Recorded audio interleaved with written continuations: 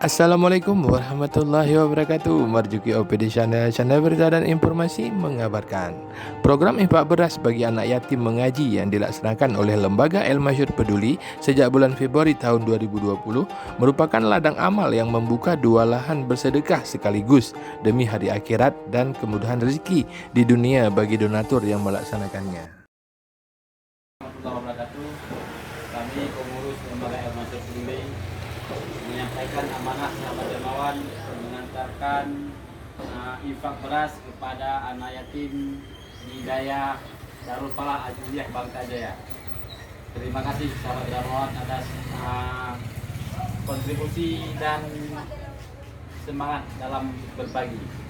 Assalamualaikum warahmatullahi wabarakatuh. Dengan menjadi donatur infak beras, Anda telah menunaikan zakat bagi fisabilillah, yaitu orang yang tengah berjuang di jalan Allah atau mereka yang sedang menuntut ilmu agama. Dan Anda juga telah berinfak bagi anak yatim yang merupakan amaran Allah untuk disantuni serta merupakan anak-anak kesayangan Rasulullah Sallallahu Alaihi Wasallam.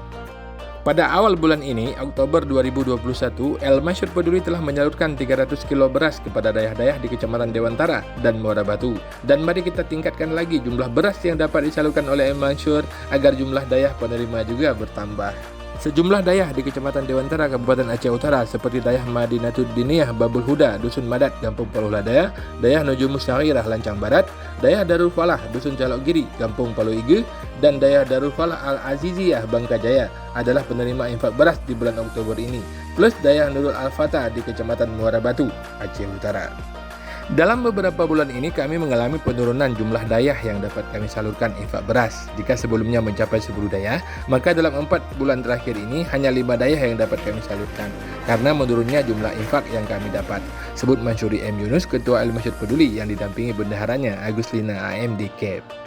Semoga saja ke depan para donatur kami dikaruniakan rezeki yang lebih oleh Allah Subhanahu wa taala sehingga pada bulan-bulan mendatang infak beras akan lebih meningkat kembali. Harap Masyuri Yunus ST. Bagi Anda yang ingin berinfak melalui El Masyur Peduli dapat menghubungi alamat kami di Jalan KKA Paluh Lada, Kecamatan Dewantara, Kabupaten Aceh Utara atau memberikan komentar dalam video ini.